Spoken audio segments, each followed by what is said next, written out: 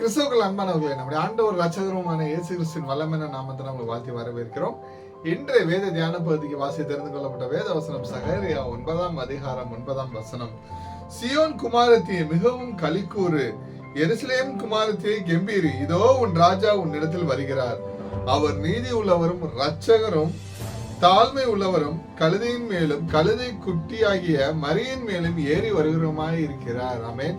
கிறிஸ்துவுக்குள் பிரியமானவர்களே, சியோனின் ராஜாவாகிய மெஸ்ஸியா நீதி உள்ளவராகவும் இரட்சகராகவும் தாழ்மை உள்ளவராகவும் கழுதையின் மேல் ஏறி எருசலேமுக்கு வருவார் என்ற தீர்க்க தரிசனம் இவ்வசனத்தில் கூறப்பட்டுள்ளது. ஆமென்.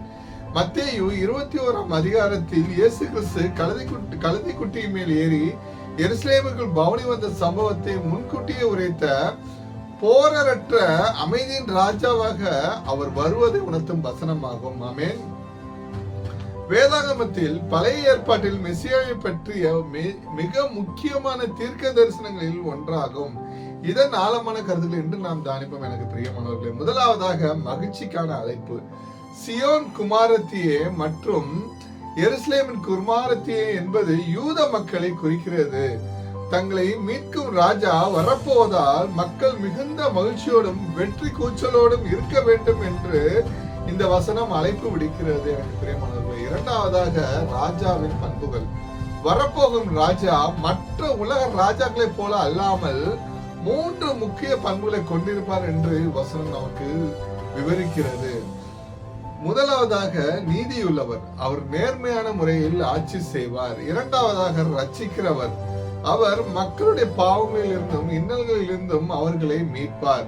மூன்றாவதாக தாழ்மை உள்ளவர், அவர் அதிகாரத்தை காட்டாமல் எளிய மனதுடையவராய் வருவார் என்று இவ்வசனம் நமக்கு குறிப்பிடுகிறது. ஆமென்.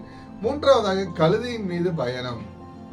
பொதுவாக அரசர்கள் போர்க்குதிரைகள் ஏறி வருவார்கள், ஆனால் இந்த ராஜா கழுதையின் மேலும் கழுதை குட்டியின் மேலும் ஏறி வருவார் என்று கூறப்பட்டுள்ளது. இது அவர் ஒரு சமாதானத்தின் ராஜா என்பதையும் அவர் தாழ்மையும் குறிக்கிறது. ஆமென். புதிய ஏற்பாட்டின் நிறைவேற்றம். இந்த தீர்க்க தரிசனம் இயேசு கிறிஸ்து எருசலேமுக்குள் கழுதை குட்டியின் மேல் ஏறி நுழைந்த போது மத்தேயு 21ஆம் அதிகாரம் 1ஆம் வசனத்திலிருந்து 9ஆம் வசனம் முடிய நாம் வாசிக்கும் போது நமக்கு முழுமையாக நிறைவேறியதாக கருதப்படுகிறது.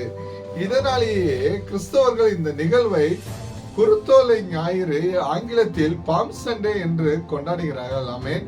கிறிஸ்துவுக்குள் பிரியமானவர்களே, கிறிஸ்துவின் பணிவையும் அவர் போர் புரிய அல்ல அமைதியை நிலைநாட்டவுமே மக்களை ரட்சிக்கவும் வந்தவர் என்பதை நமக்கு காட்டுகிறது. நம்மை அழைத்த தேவன் உண்மை உள்ளவர். கர்த்தராகிய இயேசு கிறிஸ்துவின் கிருபை உங்கள் அனைவரோடு கூட இருப்பதாக. ஆமென்.